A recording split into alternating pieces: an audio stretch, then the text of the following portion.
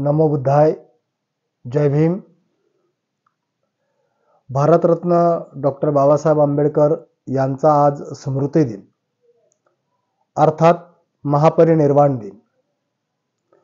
सकल समाजासाठी अविरत झटणाऱ्या, समतेचा नारा देणाऱ्या आणि तळागाळातील प्रत्येकाला माणूस म्हणून जगण्याचा अधिकार देणाऱ्या या महामानवाचं शिक्षण क्षेत्रातलं योगदानही अनन्यसाधारण आहे. ते होते म्हणूनच सर्वांना शिक्षण घेणं सोपं झालं. तेव्हा आजच्या या महापरिनिर्वाण दिनी आपण जाणून घेऊया बाबासाहेबांचं शिक्षण क्षेत्रातील योगदान. भारतरत्न डॉक्टर बाबासाहेब आंबेडकर यांचा आज स्मृती दिन अर्थात महापरिनिर्वाण दिन. बाबासाहेबांनी समाजासाठी, दीनदलितांसाठी दिलेलं योगदान हा देशच नाही तर जगापुढे आदर्श ठरला आहे. केवळ अस्पृश्यता निवारण नाही तर महिला, बाल, शिक्षण, न्याय अशा विविध क्षेत्रात त्यांनी आपलं योगदान दिलेलं आहे. आणि माणसाला माणूसपणाचा संदेश सुद्धा यातूनच त्यांनी तुमच्या माझ्यापर्यंत पोहोचवलेला आहे. तळागाळातील समाजासाठी त्यांनी केलेलं कार्य हे तर शब्दांच्याही पलीकडचं आहे. बाबासाहेब आंबेडकर यांचं 6 डिसेंबर 1956 रोजी निर्वाण झालं. त्यावेळी त्यांच्या अंत्यदर्शनाला प्रचंड मोठा जनसागर देशभरातून लोटला. त्यांच्या कार्याप्रमाणेच त्यांचं जानही महापरिनिर्वाण झालं. म्हणून आजचा दिवस हा महापरिनिर्वाण दिन म्हणून संपूर्ण जगभरात मानला जातो. बाबासाहेबांना लहानपणी शिक्षणापासून वंचित ठेवण्यात आलं, पण तरीही समाजाशी संघर्ष करून ते शिकले. ते केवळ शिकलेच नाही तर परदेशातही आपल्या शिक्षणानं सगळ्यांना त्यांनी अचंबित केलं. अर्थशास्त्र असो की न्यायशास्त्र, बाबासाहेबांनी प्रत्येक विषयात रुची घेत अफाट शिक्षण घेतलं. विशेष म्हणजे स्वतःच शिकून ते पुढे गेले नाही तर आपल्या भारतातल्या प्रत्येक पददलित, माता भगिनी यांना शिकवण्याचा ध्यास त्यांनी घेतला. आज ते होते म्हणून आपल्याला सहज शिक्षण मिळणं सोपं झालं आहे. त्यांनी दिलेला शिका, संघटित व्हा आणि संघर्ष करा हा जयघोष आजही आपल्याला प्रेरणा देतो. तेव्हा सकल समाजासाठी अविरत झटणाऱ्या, समतेचा नारा देणाऱ्या आणि तळागाळातील प्रत्येकाला माणूस म्हणून जगण्याचा अधिकार देणाऱ्या या महामानवाचे शिक्षण क्षेत्रातलं योगदान काय आहे हे आपण आज जाणून घेऊया. बाबासाहेब आंबेडकर हे महान शिक्षण तज्ञ होते. एवढेच नव्हे तर बाबासाहेबांनी बहिष्कृत हितकारिणी सभा, दलित वर्ग शिक्षण संस्था, पीपल एज्युकेशन सोसायटी अशा विधायक संस्थांच्या माध्यमातून त्यांनी शिक्षणाचा प्रचार आणि प्रसार केला. शिक्षणाला मूलभूत अधिकाराचा दर्जा प्राप्त करून दिला.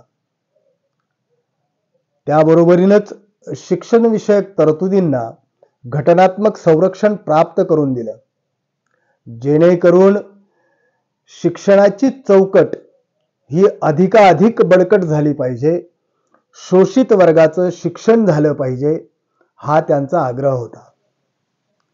देशातील विषमतेला नष्ट करणारा एकमेव उपाय म्हणजे शिक्षण होय असं त्यांचं मत. म्हणूनच शिका, संघटित व्हा, संघर्ष करा हा संदेश त्यांनी समाजाला दिला, ज्यामुळे खऱ्या अर्थानं तळागाळात शिक्षणाची ज्योत पेटली आणि मोठ्या प्रमाणात लोक शिक्षणाकडे वळले. शिक्षण हे सर्वांना सोयीचं आणि सोपं व्हावं, कुणीही त्यापासून वंचित राहू नये म्हणून बाबासाहेबांनी अनेक वाचनालय, समाजाची केंद्र, अभ्यास मंडळ यांची सुरुवात केली.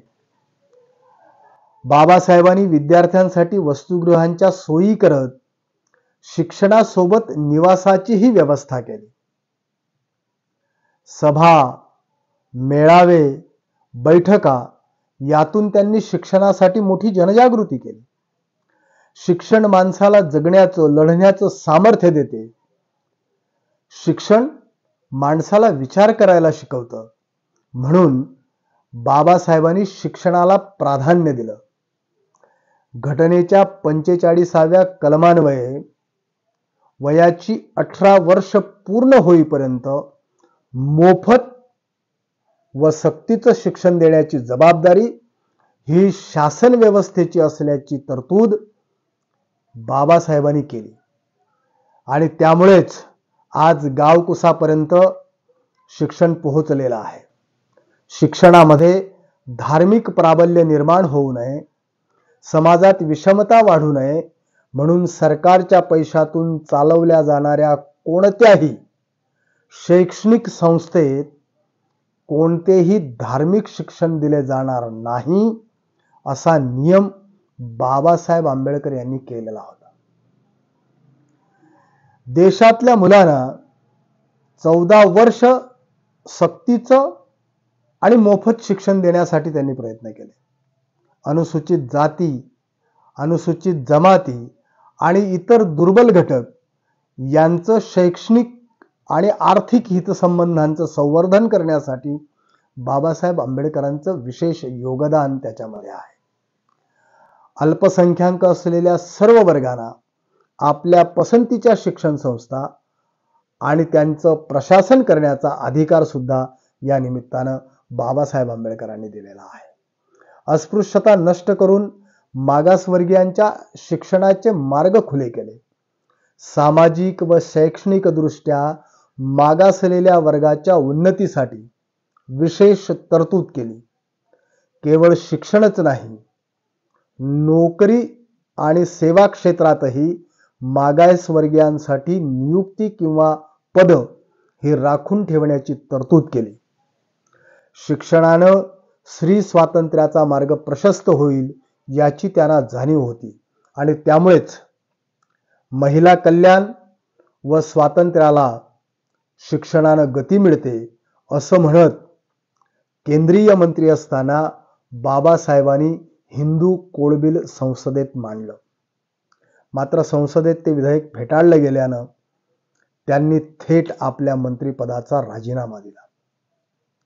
स्त्रियांचं शिक्षण, हक्क, अधिकार, सोयी, प्रसूती रजा, न्याय यामध्ये समानता यावी यासाठी बाबासाहेबांचे विशेष योगदान राहिलेले आहे.